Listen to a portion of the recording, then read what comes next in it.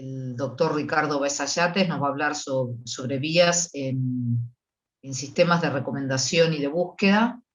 El doctor Baeza Yates es director de investigación del Instituto de Inteligencia Artificial Experiencial de Northern University en el Silicon Valley. Es también catedrático a tiempo parcial en los departamentos de Tecnologías de la Información y de las Comunicaciones de la Universidad Pompeu Fabra en Barcelona y Ciencias de la Computación de la Universidad de Chile en Santiago, donde además es investigador senior del Instituto Milenio de Fundamentos de los Datos.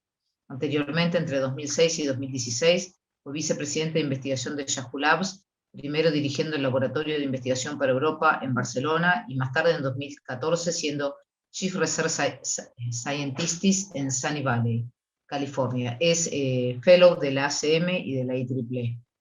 Ricardo, adelante. Muchas gracias a Cecilia y Axel por la invitación a dar esta charla. Esta charla originalmente la di por primera vez en el Congreso de ACM del Sistema de Recomendación el año pasado, que técnicamente era en Río de Janeiro, pero al final fue online. Y parte de esta charla aparece en un artículo que publiqué en Communication de la ACM en junio de 2018. Antes de empezar con el tema mismo de la charla, quiero hablarles un poco sobre qué es este Instituto de Inteligencia Artificial Experiencial que comenzó este año en Northeastern University. Northeastern University tiene su casa matriz en Boston, pero también tiene sedes en otros 10 lugares y yo estoy en una de sus sedes que está en el Silicon Valley. Y creemos que los sistemas que realmente funcionan, que son, por eso usamos la palabra experiencial, Northeastern inventó el programa Co-op, es decir, donde cada estudiante tiene que hacer un trimestre en una industria cada año. Tiene que tener personas, lo que se llama Human in the Loop, personas en el ciclo del proceso. Vamos a ver que yo prefiero en general decir que los humanos tienen que estar en control, no solamente estar en el ciclo. Y tienen una dependencia muy fuerte en datos y muchas veces lo que hacemos es agregar más datos en vez de, por ejemplo, tener mejores algoritmos. Entonces, antes de comenzar, expliquemos primero qué es sesgo, porque para tener la misma definición de sesgo. Bueno, voy a sacar el video para tener mejor audio y después lo pongo al final de las preguntas. Entonces tenemos tres posibles definiciones de sesgo. Uno es el sesgo estadístico, que es el que todos conocemos cuando estudiamos ingeniería o informática, donde tenemos una medida, por ejemplo aquí, que puede ser una medida tipo normal. Tenemos una varianza en la medida, pero también tenemos una inexactitud en la medida, que ese es el sesgo. Es el valor sistemático que se desvía sobre un valor de referencia. Ahora, muchas veces un problema que hay es que no sabemos cuál es el valor de referencia. Por ejemplo, cuál es el porcentaje correcto de mujeres en esta charla. Es una cosa que tiene que decir la sociedad. No lo sabemos a priori, pero seguramente sí sabemos que es menos del que deberá ser. Después tenemos los sesgos culturales. Los sesgos culturales son fenómenos que nosotros adquirimos durante nuestra vida, están ligados a nuestra educación, están ligados a nuestro idioma. Por ejemplo, hay palabras que existen en inglés que no existen en castellano y viceversa, porque esos sesgos aparecen también en el lenguaje. Y finalmente tenemos los sesgos cognitivos, que son desviaciones sistemáticas de patrones, sobre todo en juicios humanos, y hay muchos de ellos. Por ejemplo, aquí muestro los 20 más conocidos, donde quiero remarcar el número 7, que es el sesgo de confirmación, que es el que usan las noticias falsas para que si uno ve algo que es exactamente lo que uno cree, confirme esa creencia, por ejemplo, se la manda a 10 personas que uno conoce. Y los sesgos cognitivos son muchos, hay más de 100 sesgos cognitivos. Aquí hay un códex que uno puede encontrar en la web con una clasificación de sesgos cognitivos, y el problema es que estos sesgos son individuales, es decir, cada persona tiene sesgos cognitivos distintos, algunos más acentuados que otros. Ahora, ¿cuál es el impacto del sesgo en sistemas web? Y en particular sistemas de búsqueda y sistemas de recomendación. Primero, que la mayoría de los sistemas web están optimizados usando este ciclo implícito de realimentación del usuario, por ejemplo, clics, mover el mouse, hacer scrolling, cualquier evento que ocurra en la interfaz.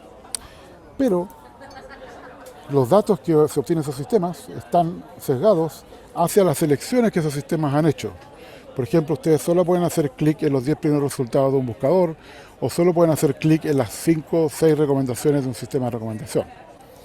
Entonces esto genera una especie de cámara de eco, que no es solamente el problema de la personalización, que se llama la famosa burbuja del filtro, sino que también tenemos una cámara de eco de todo el sistema de recomendación, porque es la suma de todas las burbujas de los usuarios, y no puede salir de esa burbuja gigante porque no le ofrece alternativas a sus usuarios. Ahora, el filtrado colaborativo realmente permite quebrar el filtro de la burbuja, pero no permite quebrar la burbuja del sistema completo. Y muchas veces lo que pasa es que hay sistemas que están aprendiendo lo que pasa en otros sistemas, y mientras uno mejora, otro empeora.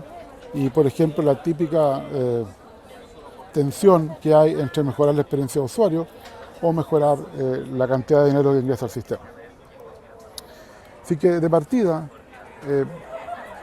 vamos a tomar como suposición que todos los datos humanos tienen sesgo.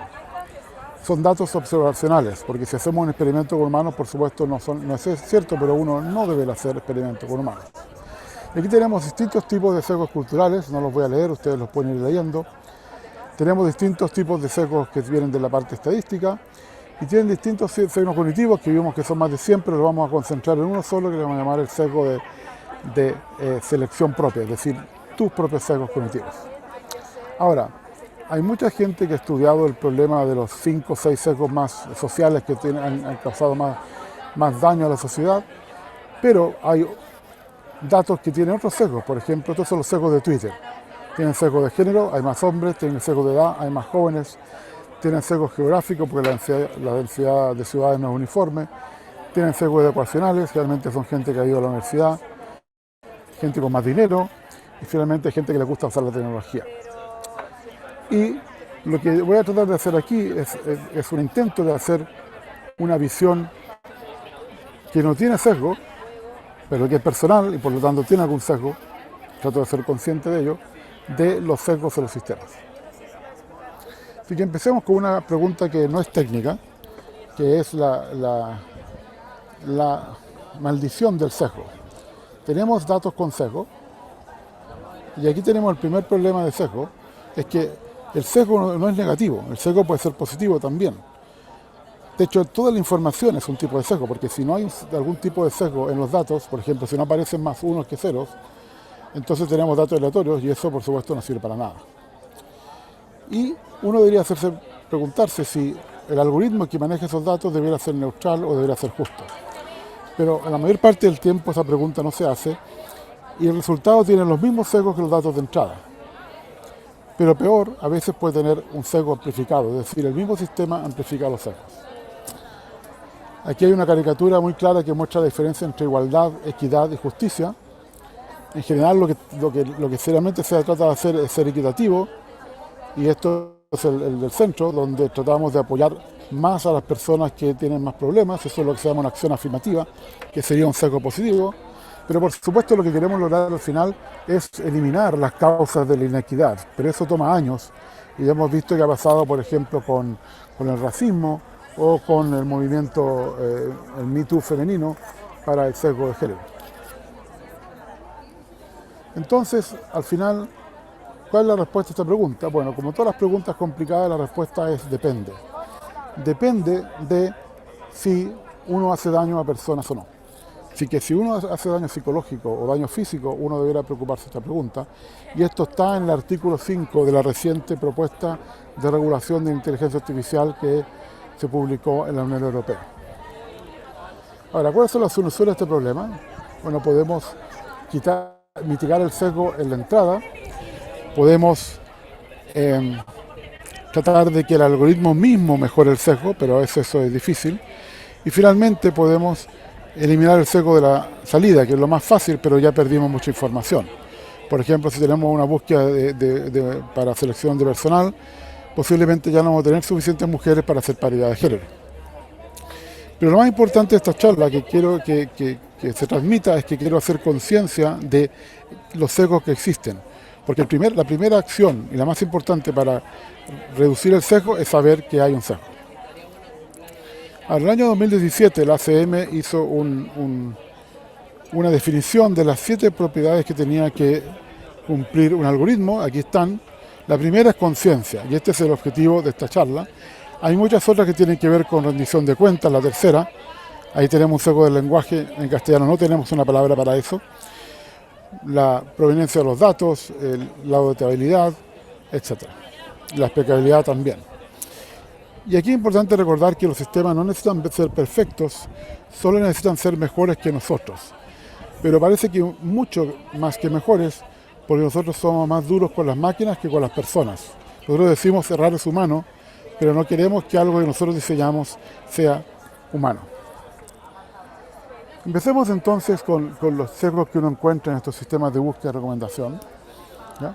Y el primero, por supuesto, son los sesgos de los datos. Un caso importante es el sesgo de web, el spam de web, que no vamos a ahondar porque es un tema que se conoce bien, que son textos falsos, enlaces falsos, contenido falso, interacciones falsas para engañar a los buscadores. Aquí hay un ejemplo antiguo de España donde tenemos las exportaciones de España a otros países en el eje vertical y tenemos el número de enlaces de España a otros países en la web en el eje horizontal y vemos que hay una correlación alta, la correlación es más de 0.8 y hay algunos casos anómalos, que no sé si saben dónde queda TK, TO, FM, que se usa para radio. Bueno, estos casos anómalos son países que vendieron el derecho a usar el dominio y si lo sacamos, la correlación incluso sube. Esto lo hicimos con 5 países distintos, para importaciones y exportaciones, y mientras más desarrollado el país, más alta la correlación, como el Reino Unido que llegaba a 0,9, en cambio en Brasil y Chile era 0,6 o 0,7. O sea que esto demuestra una correlación muy fuerte entre la economía y los enlaces de la web, aunque por supuesto no podemos demostrar causalidad. Esto pasa también al nivel de contenido, por ejemplo aquí hay sesgos culturales, como la ley del mínimo esfuerzo. Vemos que aquí en la segunda parte de la distribución, en un gráfico log-log, tiene una pendiente muy alta, que es la ley del mínimo esfuerzo. Ahora, hay otra ley que yo llamo la ley de la vergüenza, que contrarresta esto al comienzo, que la gente sí hace un poco más de trabajo porque supongo que se avergüenza de mostrar que ha hecho poco. Y es interesante que este gráfico, que son el número promedio, el tamaño promedio de páginas en la web, tenemos que es cercano al promedio, por ejemplo 20 kilobytes. Pero todo el mundo quiere tener al menos una página para que no crean que hizo muy poco. Y esto pasa en otras cosas como imágenes, etcétera. Y aquí podemos ver la diferencia entre Corea del Sur y España, donde en uno tiene mucho texto, muchas imágenes, 12, y tiene entonces poco texto, y al revés en España tiene mucho texto y pocas imágenes, diferencias culturales. Ahora, otro ejemplo, sesgo lingüístico. Hay esta empresa que hizo este estudio hace unos años, Language Connect, que decía que si uno tomaba el 1.000.000 de sitios más importantes de la web, más de la mitad estaba en inglés. No podemos auditar este algoritmo y ver si ese 1.000.000 de sitios es realmente los mejores de la web. Ya ese problema es muy difícil, el problema de un buscador. Pero yo creo que sí es cierto que es aproximadamente la mitad. Ahora, ¿con qué lo comparamos? ¿Cuál es el valor de referencia correcto?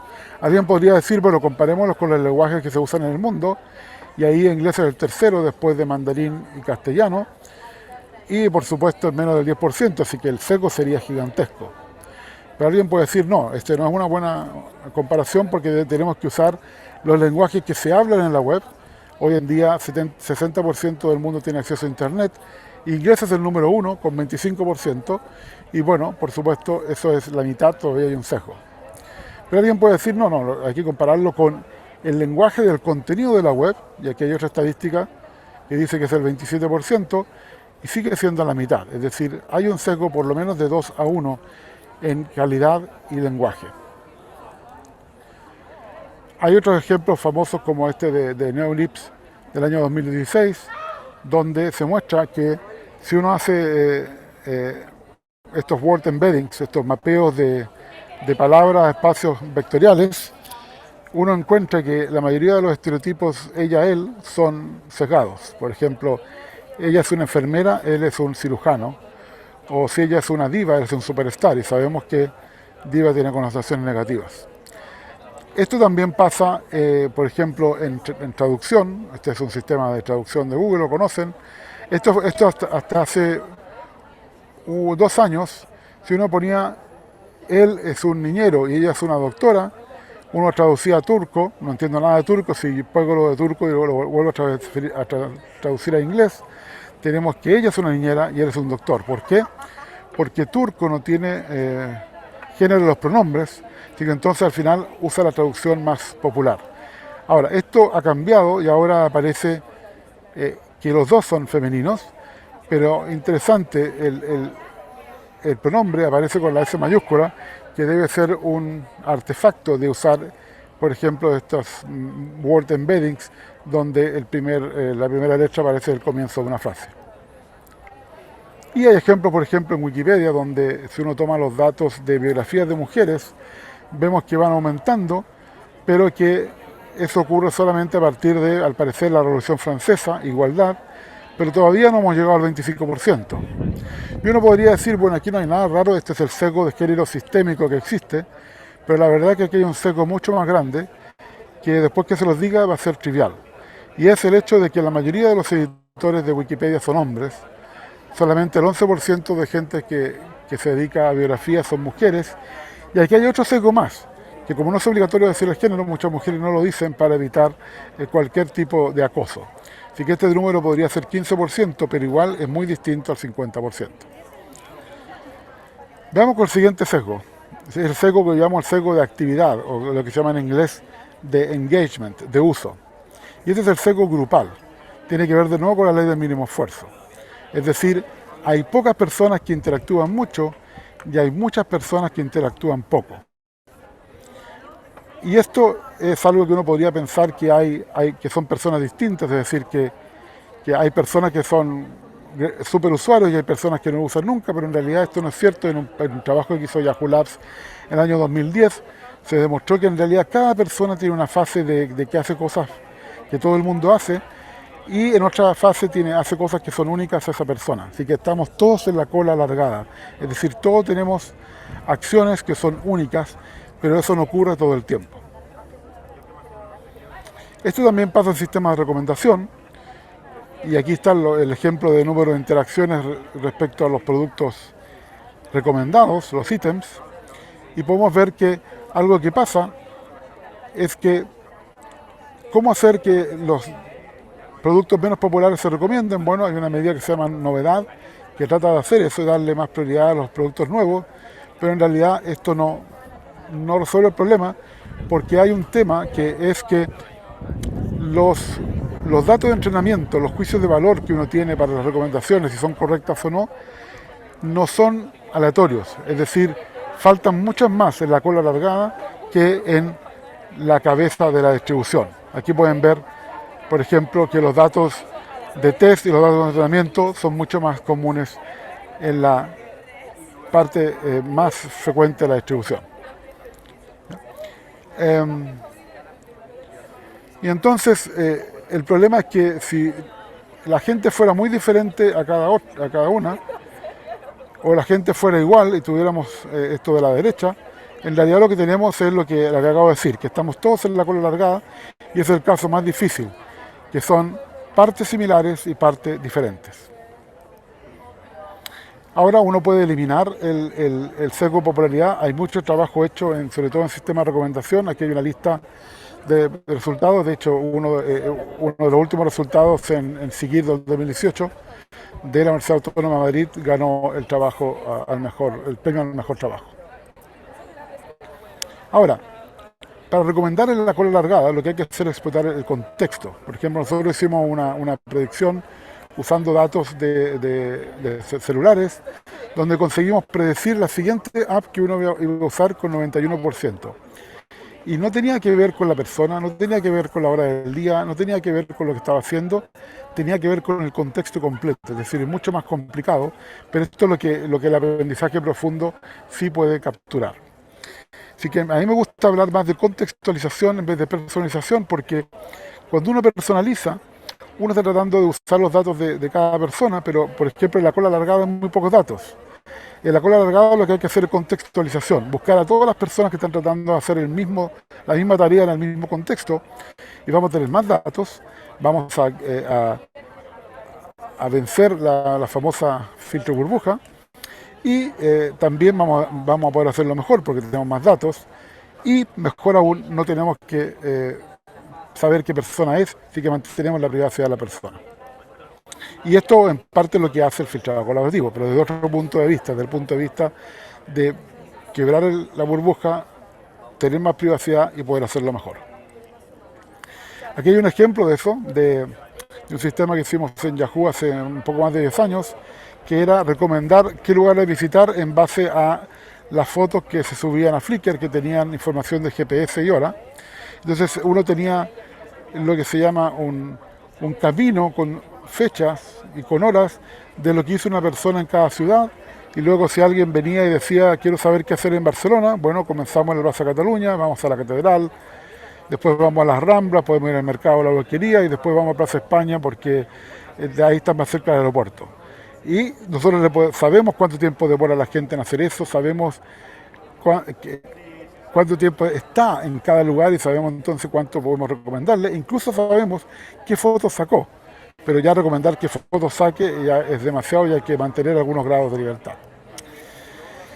Ahora, este sesgo de actividad también afecta al contenido, porque significa entonces que hay personas que producen más contenido que otras. Y con Diego Sáez-Trumper, un estudiante de doctorado chileno que tuve en Barcelona, estudiamos el problema de saber qué porcentaje de los usuarios genera el 50% del contenido, y analizamos 4 conjuntos de datos. Uno pequeño de Facebook, donde el 7% de las personas generó la mitad de los posts. Otro más grande de Amazon Reviews, que se mantiene en Stanford, donde el 4% de las personas escribieron las opiniones. Aquí yo dije, aquí no puede ser que el 4% de la gente esté escribiendo la mitad de las opiniones. Y justamente un mes después de este trabajo, no sé si hay causalidad, puede ser casualidad, Amazon empezó a demandar a gente que hacía opiniones falsas. Y esto continuó el año 2016 y continúa hasta ahora. También quisimos ver qué es lo que pasaba con este 4%, y usamos una medida que se llama entropía del texto, y encontramos que había una correlación positiva entre la entropía y las estrellas que la gente ponía a las opiniones. Y si ahora ordenamos esto por entropía del texto, encontramos básicamente que el contenido, si tomamos los mejores contenidos, el 2,5% de los mejores contenidos fueron hechos por la mitad, el 50% de los contenidos fue hecho por solamente 2,5% de las personas. También analizamos un conjunto de Twitter, encontramos que el 2% de las personas hacía la mitad de los tweets, eso es más fácil de explicar, se llama ego. Y finalmente encontramos que 2.000 personas hicieron la primera mitad de la Wikipedia en inglés. Eso es el 0,04%, y ahí no es tan extraño, fueron pagados para que lo hicieran. Ahora, eso es muy importante porque nadie contribuye con algo vacío. Uno tiene que ver el vaso al menos en la mitad lleno para contribuir. Y eso tiene que ver con una regla de Internet, de participación de Internet, que Nielsen definió en 2006, que se llama la regla del 90-91, que dice que 1% hace cosas, 9% hace likes y comenta, y 90% son solo mirones, están mirando lo que pasa. Bueno, estos resultados que tenemos muestran que el porcentaje de mirones es incluso más alto que eso. Con Diego también quisimos explorar otra pregunta que yo tenía, que era el sesgo de atención. ¿Qué porcentaje del contenido de la web realmente se usa? Y ahí encontramos que el 31% de los artículos de Wikipedia que fueron modificados en un mes, nadie los visitó en el siguiente mes. Así que esa sería como la cota superior. Y también encontramos una cota inferior de 1%, 1,1%, que es la cantidad de tweets de personas que no tienen seguidores. No sé si esas personas saben cómo funciona Twitter, pero esto es como irse al desierto de Atacama y gritar sin nadie alrededor. Eso nadie lo mira. Bueno, ¿qué hacemos con el sistema de búsqueda, el sistema de recomendación? Muchas veces uno hace muestreo de datos y ahí hay un problema, Y también después hay sesgos algorítmicos. Ahora, yo diferencio sesgo de datos con sesgo algorítmico porque el sesgo algorítmico es solamente que viene del algoritmo, no viene de los datos. O sea, lo agrega el algoritmo, lo agrega el modelo que estemos usando. Bueno, el sesgo más importante en las muestras es el tamaño de la muestra, porque se supone que los eventos son básicamente uniformes, cuando eso no es cierto. Generalmente son eventos que ocurren muy poco. Y si uno usa la fórmula estándar de error binomial, eso funciona bien para p igual a un medio, pero no para p cerca de cero, que es el caso de la probabilidad de un clic. Y hay que usar otras fórmulas como la de Green-Cool. Y por ejemplo, si uno tiene un intervalo de confianza del 80%, algo que pasa 0,1 veces, pero la probabilidad es 0,1, si usamos la fórmula estándar, nos sale que tenemos que hacer un muestreo de 900 datos, pero si usamos la fórmula correcta para tener un error relativo de 10%, nos dice que tenemos que tener 2.300 datos. ¿Qué pasa? La gente calcula mal el tamaño de la muestra y después no ve el evento y cree que no ocurre, pero eso es porque está mal usado esto. Y aquí hay un problema de sesgo en los libros de estadística, porque los libros de estadística insisten en p igual a un medio, cuando en la actualidad deberán insistir con p igual 0, que es probabilidades de cosas que pasan poco, como lo que pasa siempre en la vida. Y esto también pasa con los métodos estándares de muestreo, que si hay distribuciones muy sesgadas, como la distribución de Zipf o cualquier distribución de lo que se llama la ley de potencias, si uno muestrea muy poco, se empieza ¿cuál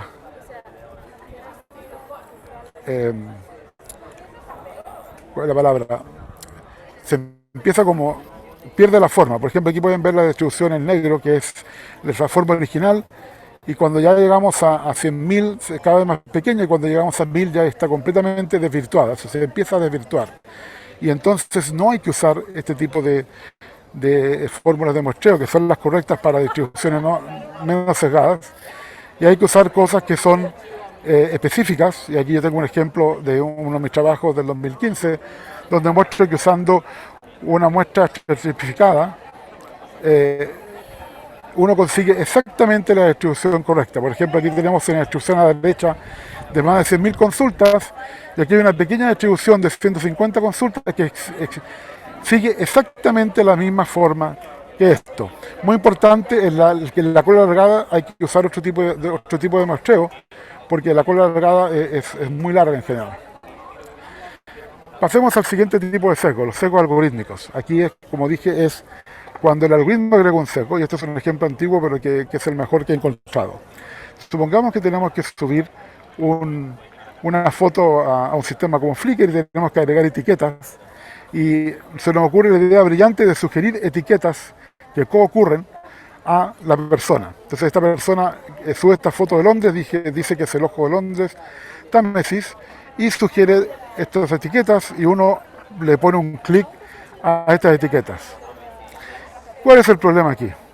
El problema aquí es que la gente va a usar este sistema, así que la próxima vez yo pongo una etiqueta, si puedo, esa es la ley del mínimo esfuerzo. Y si yo sé que esto usa aprendizaje profundo, tal vez no pongo ninguna etiqueta porque dice el sistema va a generar todas las etiquetas. ¿Y qué es lo que pasa? Las personas dejan de ingresar datos. Y si no ingresan datos, el algoritmo no puede mejorar, porque el algoritmo necesita mejorar con datos humanos. Esto es como un harakiri muy lento, un suicidio japonés, porque estamos ayudando a las personas. Así que por favor, ustedes cuando tengan algo que depende de una folksonomía, que es datos que vienen de la gente, no ayuden a las personas. Esto sí se podría usar, por ejemplo, para mejorar la búsqueda, usándolo como, por ejemplo, expansión de la consulta. Pasemos ahora al último tipo de sesgo algorítmico, pero que tienen que ver con la interacción, con el ciclo de alimentación entre la persona y los usuarios.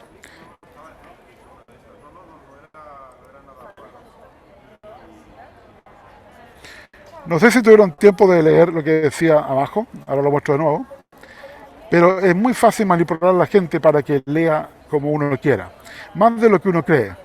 Esto es lo que en inglés se llama nudging, que es como codazo digital, donde yo pongo las cosas en ciertos lugares para que la gente lea lo que yo quiero o mire donde yo quiero que mire. Y esto pasa en cualquier interacción. Por ejemplo, ya está sesgado. Y el primer sesgo que hay aquí es el sesgo de exposición o de presentación, que es como un iceberg, pero peor que un iceberg, porque ¿ustedes imaginan cuántos libros yo puedo mostrar en Amazon? No es el pedazo que está aquí en la figura, son muchos más. Así que en realidad lo que vemos es el cubo de hielo de la punta del iceberg y el resto no lo vemos. Es decir, inmediatamente toda la interacción ocurrirá sobre estos 8 libros y no sobre cientos de miles de libros tal vez que podrían haber aquí. Luego tenemos el sesgo de posición o el sesgo de ranking de los buscadores. ¿Por qué? Porque la gente lee primero de izquierda a derecha, de arriba para abajo, así que es más probable que hagan clic en el primer lugar, que en este caso estoy haciendo un codazo digital porque es mi libro de recuperación de información. Y también hay sesgo social. Por ejemplo, las personas pueden elegir qué libro comprar basados en cuántas estrellas tiene esto. Es decir, las estrellas van tal vez a influir en tu propia evaluación. Ese es el sesgo social. Y tiene muchos otros sesgos de interacción. La gente no hace scrolling, por ejemplo, si no sabe, etc. Y un problema es que estos son una cascada de sesgos. Es decir, hay una fuerte dependencia donde tenemos el sesgo de presentación o de exposición y luego tenemos el sesgo de oposición, los de interacción, los sociales. El sesgo de oposición está el sesgo de orden. Y después tenemos otros sesgos como las personas que tienen que hacer clic o no muy rápido, mover el mouse, hacer scrolling. Y parte del problema es que los de la izquierda son sesgos que vienen del algoritmo, pero todas las derechas son sesgos de ustedes. Es decir, y esto es un mundo que todavía no se ha explorado en el mundo de la interacción humano-computador. Aquí les muestro un ejemplo del sesgo de orden, cómo se ve, cómo ha pasado en 10 años. Como antes la gente miraba más en el rincón superior izquierdo, pero cuando se pasó a esta respuesta universal con distintos tipos de resultados, la gente busca más en las imágenes. Aquí tenemos un ejemplo más claro donde podemos ver que la gente hace mucho más clics en el primer resultado.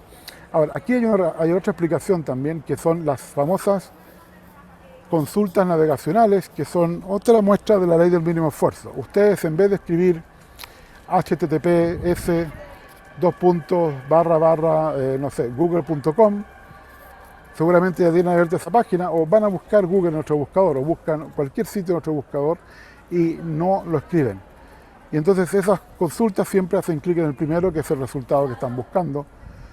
Pero si uno descuenta eso, que es como el 15%, es decir, esta línea roja es el 15% de la que son las preguntas navegacionales, podemos ver que sigue habiendo un sesgo muy fuerte. De hecho, el sesgo también está entre la 10 y la 11, porque aquí hay un sesgo de interacción que es algún ingeniero en la primera máquina de búsqueda, tarea para la casa, cuál fue la primera máquina de búsqueda, se le ocurrió que tenían que presentar los resultados de 10 en 10. No sé por qué, estoy seguro que un ingeniero hombre imaginó que el número de resultados tenía que ser el equivalente a los dedos que tenemos de las manos, cuando por supuesto debería ser proporcional al tamaño de la pantalla o al tipo de interacción y a un montón de cosas más que recién ahora se está cambiando en los celulares, pero no en la web. Y esto uno lo puede graficar, aquí es lo que uno ve, este mismo gráfico en escala de los blogs, y lo que tenemos que encontrar es qué pasaría de verdad si hubiera una sola página que pudiera hacer scrolling infinito, que eso ya ocurre con imágenes, por ejemplo. Y Yahoo publicó los únicos 3 trabajos que existen públicos sobre cómo se elimina este sesgo de los clics en los buscadores, y uno de ellos, que se hizo en Yahoo Labs Latinoamérica y Barcelona, ganó el premio al mejor trabajo. Hay gente que ha trabajado en hacer esto a nivel de algoritmo, por ejemplo, también fue el mejor trabajo de Wisdom 2017 de Cornell. Y nosotros hemos trabajado aquí en la UPF en hacer rankings más justos, viendo la salida. Es decir, aquí tenemos las 3 posibilidades: mitigar en la entrada, mitigar en el algoritmo, mitigar en la salida. Se lo puse como ejemplo de las 3 posibilidades. Bueno, y finalmente tenemos qué pasa con esos datos que los usuarios usan. Y esto es lo que le llamo el sesgo de segundo orden, donde esto puede ser datos que van a la web o también pueden ser datos que van al sistema. Veamos primero los datos que van a la web. Por ejemplo, supongamos que ustedes están haciendo una nueva página de su blog, que está aquí, hacen una búsqueda, toman 3 pedazos de la web y copiamos esto. Por supuesto, no estoy haciendo plagio, así que pongo un enlace de vuelta y pongo el autor y pongo comillas para dejar claro que esto no es mío. Pero por supuesto aquí siento un poco de vergüenza, la ley de la vergüenza, y pongo un texto que es mío para que parezca que hay algún contenido, y aquí entra el ego y pongo mi nombre de autor porque es mío, es mi blog, aunque la mayor parte del contenido no es mío. Ese es un típico mashup, y lo pongo esto en la web. Ahora, esto tiene un problema que no solamente tiene un sesgo de ranking que ya estaba en la elección de estos 3 pedazos, sino que es un sesgo de segundo orden, porque ahora yo he puesto contenido en la web que va a ser visto por el buscador y estoy reforzando la credibilidad de ese buscador de que esas páginas son buenas, cuando en realidad yo las tomé de lo que ese buscador creía que era bueno. Es decir, estoy amplificando el sesgo que ya existe en su sistema.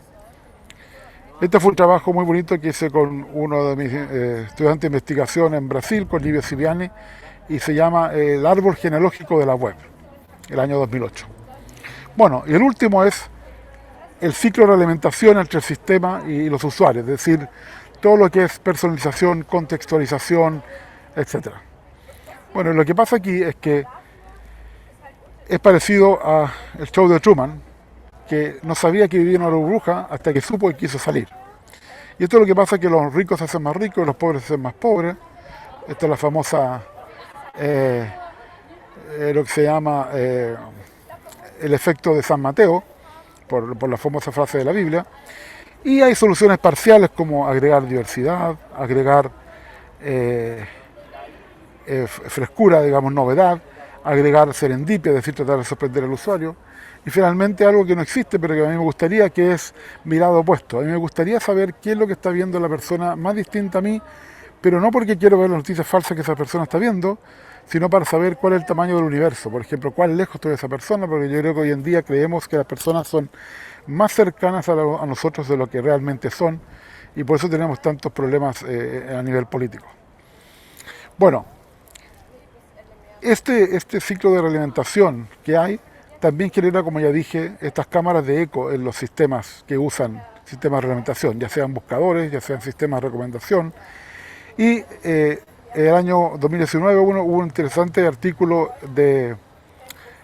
en AAAI, que es una de las conferencias más importantes de inteligencia artificial, donde muestran que, por ejemplo, en los mejores sistemas, como lo que se llama UCD o Thomson Sampling, son los que más generan estos burbujas personales. Y muestran cómo eso va cambiando en el tiempo. Nosotros estamos trabajando ahora en ver esto mismo en sistemas de recomendación, porque en realidad mientras más justo sea el sistema de recomendación, mejor es el mercado que genera. En este momento los mercados como Amazon, AliExpress, no son muy justos. Es decir, primero tienen ventajas los que plataformas porque venden en su misma plataforma, pero también tienen estos sesgos de popularidad y sesgos de exposición que les mencioné. ¿Podemos hacerlo mejor? Sí, podemos tratar de explorar más, y para eso hay una simple regla que dice que si uno tiene más tráfico que cómo va cambiando el mundo, uno puede hacer eso, y si no, uno nunca puede conocer exactamente cómo es todo el mundo. Porque si no, lo que pasa es que vivimos una función subóptima, así que todos los grandes comercios electrónicos están en un óptimo local y no conocen su mundo tan bien como lo podrían conocer, y en largo plazo podrían tener más dinero si, digamos, hicieran más exploración. Pero hay que invertir para ganar más dinero en el futuro. Y lo que ya dije, todo este tema de monopolios también. Y como dije, también los mercados más justos van a tener mucho más éxito, no solamente en estabilidad, pero también en ganancias. Y hay un trabajo ahí de Menor Berota de 2018 que toca, el único que toca este tema de los balances que hay entre sesgos y monetización. Bueno, también tenemos sesgos profesionales. Por ejemplo, Tenemos un sesgo hacia el aprendizaje profundo y hacia los datos masivos, cuando la mayor parte de instituciones del mundo nunca van a tener datos masivos, solamente van a tener datos pequeños. Tenemos que cambiar eso, y si les interesa el tema, tengo un artículo de opinión en KD Nuggets, que el 2018 en octubre fue uno de los más leídos. También hay una pregunta de fondo. ¿Los sistemas reflejan las características de los diseñadores o de los codificadores? Y yo usaba un trabajo de la Universidad de Virginia del año 2015 para mostrar que esto ocurría en ciencia de datos, pero recientemente en Noruega han mostrado que también ocurre a nivel de código, es decir, el código el resultado depende de quién lo codifica. Por ejemplo, posiblemente un sistema de recomendación escrito por mujeres es mucho más empático con el usuario que uno escrito por hombres. Ese es un experimento que no se ha hecho. Finalmente, también hay sesgos muy fuertes en la evaluación. Hay que escoger el experimento correcto, hay que escoger los datos de test correctos, hay que coger las métricas correctas y hay que coger con quién nos comparamos de forma correcta. Y ahí recomiendo una charla de Julio Gonzalo muy buena de ESIR 2019, donde muestra cómo a veces nosotros nos engañamos a nosotros mismos e incluso a los evaluadores, que no se dan cuenta que uno no hizo la evaluación más justa. Ahora, ¿qué podemos hacer? Podemos analizar sesgos de datos, podemos mitigarlos, podemos recolectar más datos en las regiones del problema que tenemos menos datos, podemos tratar de eliminar o mitigar el sesgo en atributos que indirectamente, por ejemplo, pueden generar sesgo, como por ejemplo en Buenos Aires, una ciudad muy segregada. Estoy seguro que si uno de ustedes me dice la dirección, yo le puedo decir más o menos el nivel económico que tiene. Eso pasa en todas las grandes ciudades. Está todo el tema de diseño e implementación. Es importante que el modelo esté consciente de los sesgos que tiene y tener a expertos, colegas, usuarios que desde el comienzo, desde el diseño, desde la especificación de los requerimientos, esté básicamente discutiendo si las suposiciones son correctas o no. Y finalmente tenemos que hacer que el usuario sea consciente de todos los sesgos del sistema todo el tiempo y darle más control al usuario para que el mismo usuario pueda mejorar ese aspecto. Y por supuesto en evaluación no hay que engañarnos a nosotros mismos, no sirve de nada. Bueno, para terminar quiero dejar en claro que la web funciona gracias al sesgo, así que no todo es negativo. Por ejemplo, todas las estrategias de caching existen gracias al sesgo de actividad y el sesgo de selección personal. Por ejemplo, en las máquinas de búsqueda, con la cache de respuesta, uno puede contestar casi la mitad de todas las preguntas, así que uno puede contestar instantáneamente la mitad de las preguntas solamente usando cache de respuesta, porque esa es la parte más popular de la distribución. Y también en un trabajo que publicamos en el 2015 mostramos que si uno tuviera el 1% del índice, podemos contestar 25% de todas las preguntas. El único problema es que para saber ese 1% tenemos que saber el índice completo en algún momento. No se puede hacer trampa. Bueno, para terminar y para qué mensajes quiero que les queden grabados. Recuerden que todos los sistemas son un reflejo nuestro, tanto lo bueno, lo malo y lo feo. La web amplifica todo, pero deja huellas, así que uno puede reconstruir esto para lo bueno y para lo malo. Necesitamos ser conscientes con nuestros propios sesgos. Uno no puede resolver temas de sesgos si uno no resuelve los sesgos personales. Es como que uno no puede hacer un sistema ético si uno no tiene ética. Es lo mismo. Tenemos que estar conscientes de esos sesgos y tenemos que tratar de contrarrestar y detener este ciclo vicioso del sesgo que ocurre en la web y que ocurre en muchos otros sistemas. Tenemos que tratar de ser justos, y el problema de ser justos es que muchas veces no nos ponemos de acuerdo qué significa ser justos, y ya está demostrado que en computación hay muchas formas de ser justos y muchas veces esas distintas formas no son compatibles. Por ejemplo, es muy difícil ser justo con el grupo y al mismo tiempo ser justo con cada usuario en forma individual. Es decir, algunos van a tener que ser, en cierta comillas, discriminados para mejorar el sesgo del grupo. Y hay muchos problemas de investigación muy interesantes, más en datos pequeños. Así que Yo no estoy preocupado de la inteligencia artificial con mucha gente que se preocupa de que se van a perder trabajos o que vamos a llegar a una distopia, pero sí estoy preocupado con la inteligencia natural. Eso lo ve uno en cada elección que ocurre en muchos países del mundo, pero no voy a entrar en política. Porque si no va a pasar esto, que va a llegar un robot a un computador y le dice, pruebe que es un humano, y el robot contesta, no hay más humanos, el computador dice que está correcto y los dos se ríen. Pero no se ríen porque mataron a los humanos, sino porque nosotros nos exterminamos nosotros mismos. Así que podemos hacer preguntas ahora y aquí hay dos conferencias que son las más importantes de este tema, que empezaron las dos en el 2018, las dos son de la ACM y una en cooperación con la Asociación de Inteligencia Artificial. Y aquí hay una publicidad sesgada y también me pueden hacer preguntas sesgadas, pero entonces puede ser que tengan respuestas sesgadas. Gracias.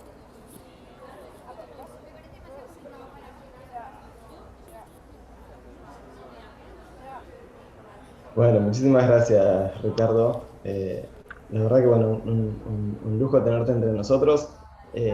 También sabiendo que, bueno, este es un tema que si bien hoy en día se habla muchísimo de sesgo, este es un tema que lo venís trabajando desde hace muchos años. Bueno, se ve reflejado también en muchas de las... 14 años, somos los primeros que empezó a trabajar en seco.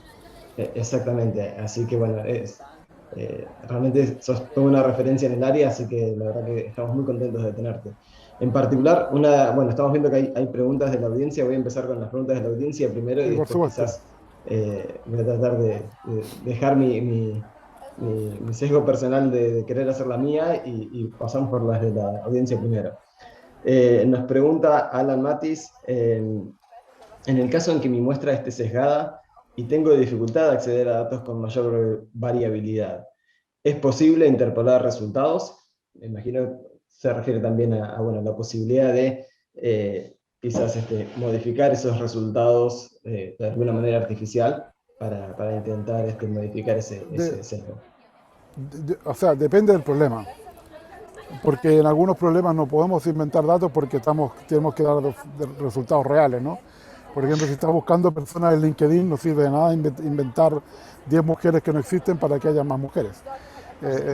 O sea, yo creo que en algunos problemas podría uno, si son problemas donde uno puede generar soluciones usando datos sintéticos, la respuesta sería sí, pero la verdad es que en la mayoría de los problemas interesantes yo creo que la respuesta es no, porque necesitamos soluciones que existan.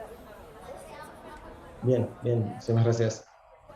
Cecilia, ahora, perdón, tenías... tal vez sí. lo que uno podría decir es que lo que sí podríamos tratar de hacer es usar datos de ese tipo en el entrenamiento y eliminarlos después para intentar mejorar la respuesta en la fase de predicción.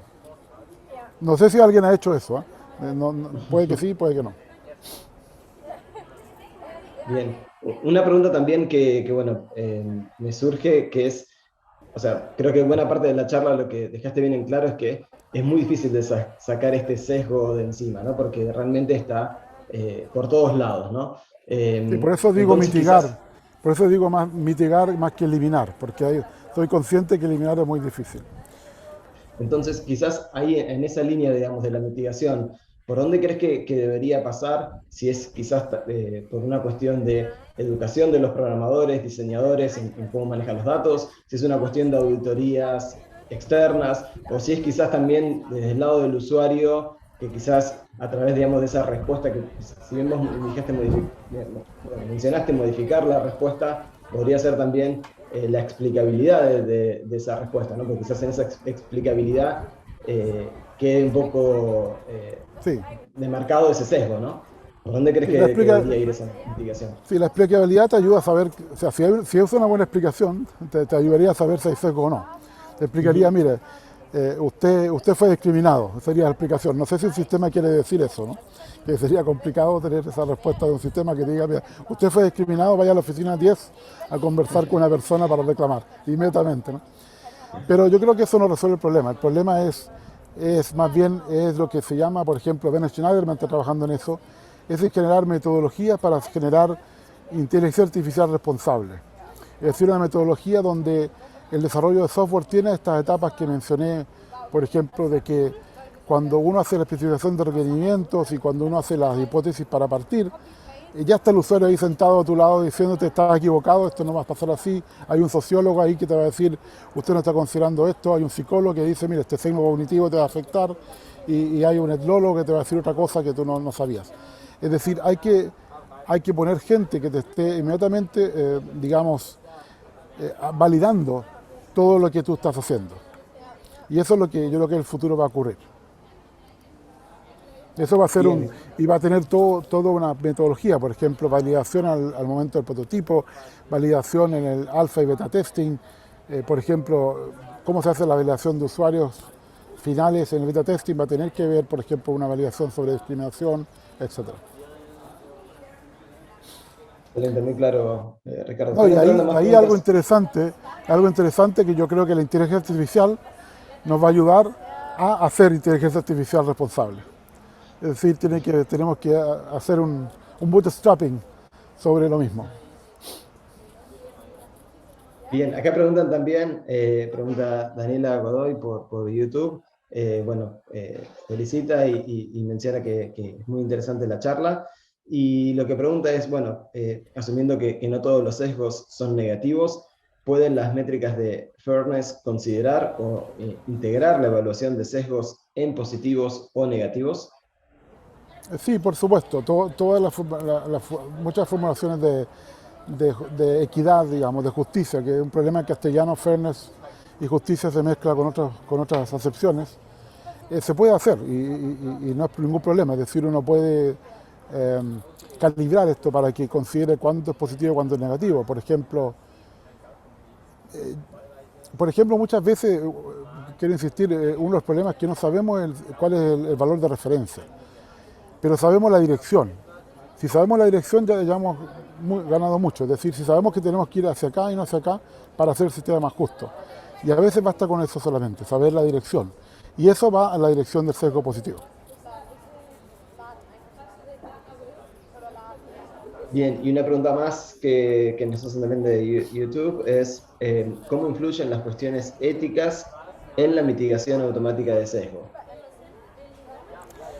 Bueno, el tema de sesgo genera discriminación y eso es uno de los tal vez es el dilema ético principal de la inteligencia artificial, son los problemas de discriminación. Y ahí tenemos problemas de discriminación de raza, de género, pero incluso a veces pueden ser discriminaciones que no son fáciles de encontrar, porque no siempre hay características demográficas que nos ayudan a encontrar el sesgo.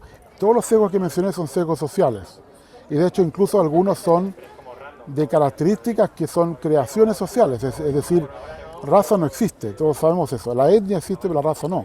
Por ejemplo, el color de piel es un continuum. ¿Dónde pasa, es una variable continua, dónde pasa uno de ser blanco a negro, por ejemplo, o mestizo? Eso es completamente una división de clases que hicimos nosotros porque nos convenía para, por ejemplo, obtener poder. Entonces, esa es la parte donde hay que ver si está discriminando o no. Pero hay casos donde eso no se sabe. Hay un caso que me gusta mucho que ocurrió en enero de este año en Italia, después de 2 años de juicio. Había un grupo de repartidores de comida de una plataforma que se llama Deliveroo, que no existe en Latinoamérica, pero que es como Globo o como Rapper, ¿ya? Que supongo que hay en Argentina. Había un grupo de repartidores que decía que estaban siendo discriminados, pero si uno los miraba no encontraba nada en común. La mayoría eran hombres porque son repartidores, pero no se sabía si eran de distinto color, de distinto origen, así que no había ninguna cosa en común. Y después que analizaron el programa encontraron que el sistema había aprendido, este es un sesgo algorítmico, el sistema había aprendido a darle más trabajo a las personas que podían repartir de noche, que era la hora de la cena, que a donde habían más pedidos. Y entonces toda la gente que no repartía en la noche se quedaba con poco trabajo porque solamente podían repartir durante el día y eran discriminados. Y entonces lo que había que hacer era muy fácil, decir, bueno, tengo que darles a todos la misma cantidad de trabajo si no quiero discriminarlos, pero nadie pensó eso, que es como trivial, nadie pensó eso cuando diseñaron el modelo. Y la jueza, una mujer, dijo que había una discriminación indirecta porque el sistema no se preocupaba de comprobar por qué la gente no podía repartir comida a esa hora. Por ejemplo, tenía niños, tenía una persona anciana que tenía que darle comida, tenía otro tipo de dependiente, o por último no quería trabajar a la hora que no se trabaja, que es una razón muy válida. Ahora la multa, le dieron una multa, pero la multa fue simbólica porque yo creo que es como el primer caso de este tipo que existe, pero van a ocurrir más.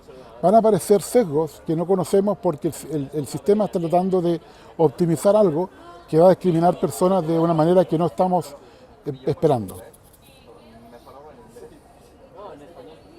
Bien, acá hay otra pregunta de Julio César Martire, que menciona, a ver, la realidad un poco sobre líneas, ¿no? Pero menciona cómo se practica todo lo que, bueno, muy bien explicaste, en el contexto de culturas con distintas costumbres, de idioma, religión, donde quizás también ahí los sesgos también sean distintos.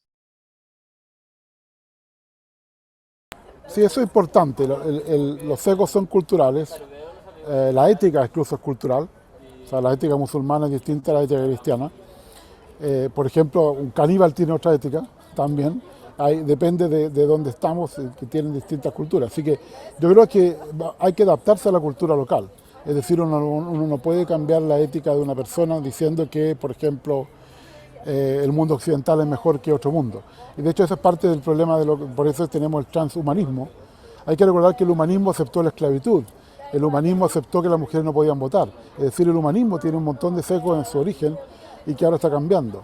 Y por ejemplo, en ese sentido, a mí me encanta Ubuntu, que es la filosofía del sur de África, donde las personas son a través de otras personas. De hecho, hay un ensayo muy bueno de Abeba Virjana que dice Descartes estaba equivocado. Uno es persona a través de otras personas, no a través del individuo. O sea, no es una cultura individualista, es una cultura de grupo. Y dicen que hicieron el siguiente experimento, no sé si es leyenda o no, pero es bonito, que pusieron a un montón de niños y le dijeron, mira, allá al fondo hay una mesa con comida. El que llega corriendo primero puede sacar más comida. Todos los niños se tomaron de la mano y caminaron juntos a la mesa y se repartieron la comida. Y esa es la diferencia entre la cultura de la competición y la cultura de la colaboración. Excelente, muchas gracias. Cecilia, Antonella, no sé si ustedes ven más preguntas o tienen algunas ustedes. Tenemos un par de preguntas en el King Común. ¿Querés Sí, leerlas vamos a hacer directamente? rápido porque me quedan unos 5 Dale, minutos. una última. Dice, con todo esto que vimos puede parecer que todos los sesgos son negativos, pero resulta que de alguna forma hay que aprender sobre estos sesgos. ¿Cómo se puede distinguir entre lo que es un sesgo bueno y un sesgo malo? Bueno, un sesgo, lo que se llama acciones afirmativas en Estados Unidos, affirmative actions, son sesgos que son positivos. Por ejemplo, paridad de género es una acción afirmativa, ¿ya? Como la que hubo, por ejemplo, en elegir a los miembros de la Asamblea que va a escribir la nueva Constitución de Chile, que se exigió que hubieran 50% de mujeres. También se exigió que hubiera un porcentaje de población indígena. Esos son sesgos afirmativos que si no los hubieran hecho, no hubieran ocurrido. Por ejemplo, lo mismo pasa en Islandia, por ejemplo, que hay una ley que dice que las mujeres tienen que ganar lo mismo que los hombres. Eso no discrimina a ningún hombre. Ahora, a veces, y aquí les cuento una anécdota que me gusta mucho como ejemplo, a veces hay discriminaciones que hay que tenerlas por un tiempo, dado que hubo una discriminación anterior. Por ejemplo, en Chile, en la Universidad de Chile, donde yo estudié, decidieron que a partir de cierto momento, al final de los que pueden ingresar, hay 800 estudiantes que pueden ingresar a la universidad, el último 5% iban a ser solo mujeres. Es decir, todos los hombres que estaban ahí quedaban discriminados. Esto era para aumentar en un 1% la cantidad de mujeres y pasar del 20 al 25% de la población femenina en ingeniería. Bueno, después de 5 años decidieron estudiar qué había pasado y encontraron que, como estaban en la cola alargada del puntaje de ingreso de entrada, en realidad la única diferencia entre las mujeres y los hombres era una pregunta más correcta en la prueba de matemáticas, que uno puede demostrar que estadísticamente no es significativo. Así que primero no había discriminación real, estadística. Pero lo otro que encontraron, mucho más interesante, es que el porcentaje de mujeres había subido al 32% en vez del 25%. Es decir, se había duplicado el objetivo. ¿Y por qué? Porque al ver que había un sesgo afirmativo, más mujeres postularon a ingeniería y por supuesto son igual de inteligentes que los hombres, más mujeres entraron y esto permitió hacer un ciclo virtuoso de un sesgo positivo y lograr que más mujeres estudiaran ingeniería. Y como anécdota, por ejemplo, aquí en la carrera de Ciencia de Datos, que es el UPF en Barcelona, que es lo que está detrás mío, empezaron hace 2-3 años En la primera generación, la mitad de los postulantes que fueron aceptados eran mujeres. Yo creo que la diferencia es entre ciencia e ingeniería, aunque es un tema de ingeniería también. Yo tengo un comentario de sesgo de datos que me parece Sí, simpático, por eso te lo voy a hacer, sí, que alguien, cuando hizo un análisis de la fecha de nacimiento de los clientes, se encontró que mucha gente cumplía años, voy a inventar, había nacido el 24 de marzo del 69, y decía, pero qué cosa rara, era la fecha de nacimiento del que había hecho el programa. Entonces, digamos, era su propio era sesgo, digamos, por en defecto. lugar de haber puesto, viste, clásicamente 1 de enero del 1900, esas cosas que se ponen, había puesto una fecha real, pero que coincidía con su mirada de su sesgo Claro, personal. Y te hago una eso pregunta pasa. cortita más, Sí, perdóname. ¿Qué sí. pasa con el tema de los bots y estas cosas que publican texto en Twitter y en otras redes en forma automática? O sea, ¿cómo se descuenta eso? O si se descuenta cuando uno dice cuánto contenido se genera, por ejemplo, habla inglesa o etcétera. Sí, nosotros lo descontamos, es decir, nosotros eliminamos todo lo que es bots. Si hacemos análisis de Twitter, de hecho, hicimos un análisis muy interesante de la elección del- de la Asamblea Constitucional, del referéndum que hubo en Chile para tener una nueva constitución, y eliminando los bots encontramos que iba a ser el 75%, que al final fue 78%, que fue mucho más de lo que uno esperaba de apruebo, pero si uno miraba los bots era un empate, así que hace diferencia, así que había mucho más bots de derecha porque son caros que de izquierda.